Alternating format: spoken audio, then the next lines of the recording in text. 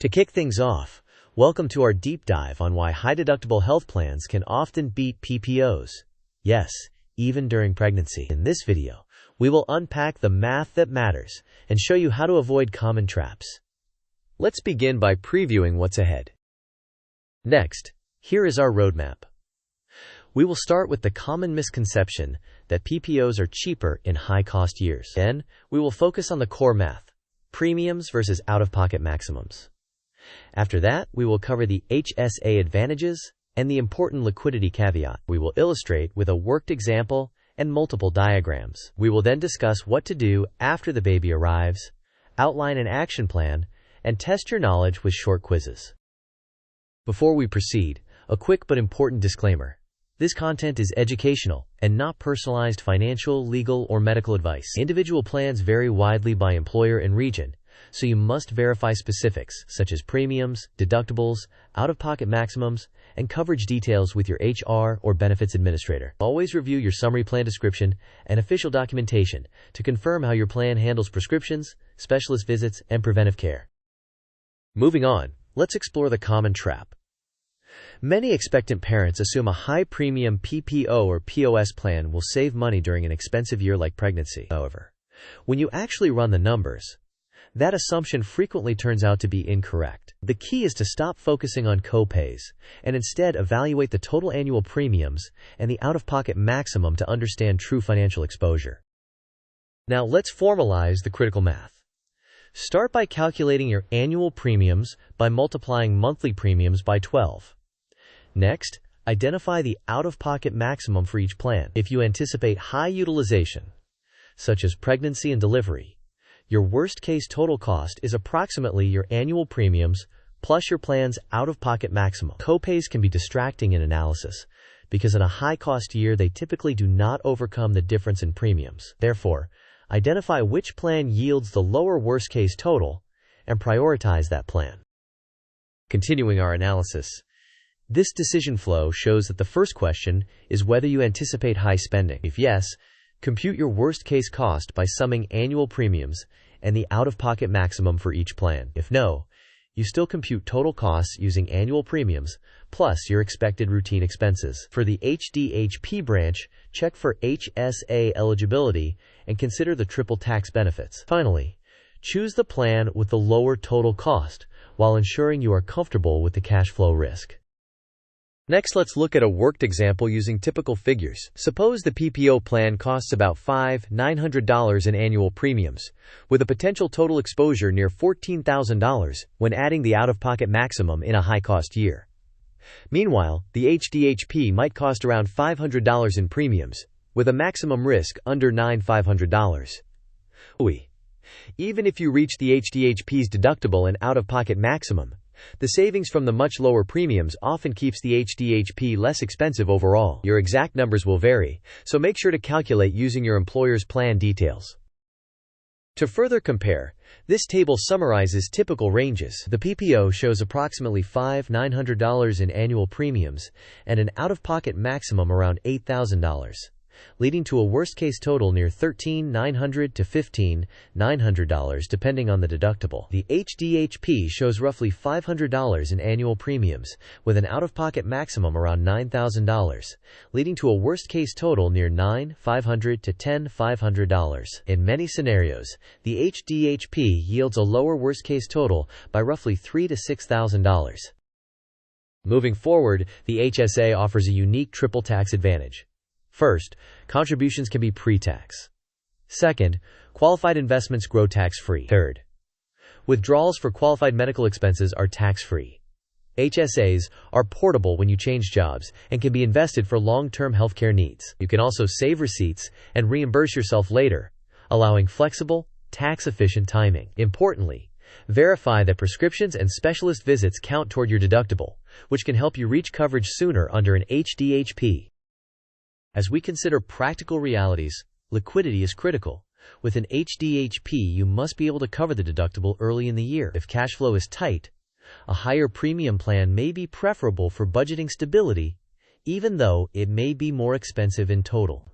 Ideally, maintain an emergency reserve equal to at least your deductible, plus a buffer. Contribute to your HSA consistently, but do not compromise essential living expenses or emergency reserves to do so. Now it is quiz time.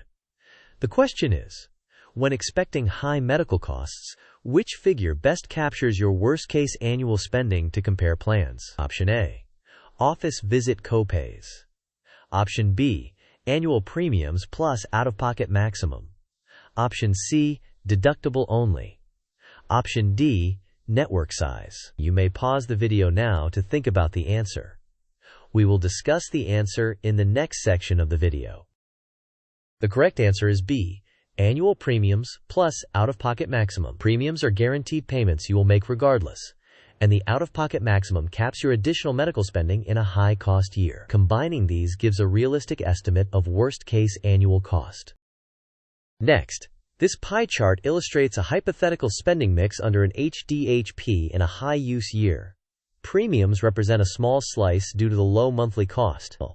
The largest portion typically goes to deductible and co-insurance. Until you reach the out-of-pocket maximum, a meaningful share may be directed to HSA contributions, which are tax-advantaged and can be used now or later. A small remainder covers miscellaneous items. Your exact distribution will vary, but the central idea is that lower premiums shift more dollars into tax-advantaged or capped spending.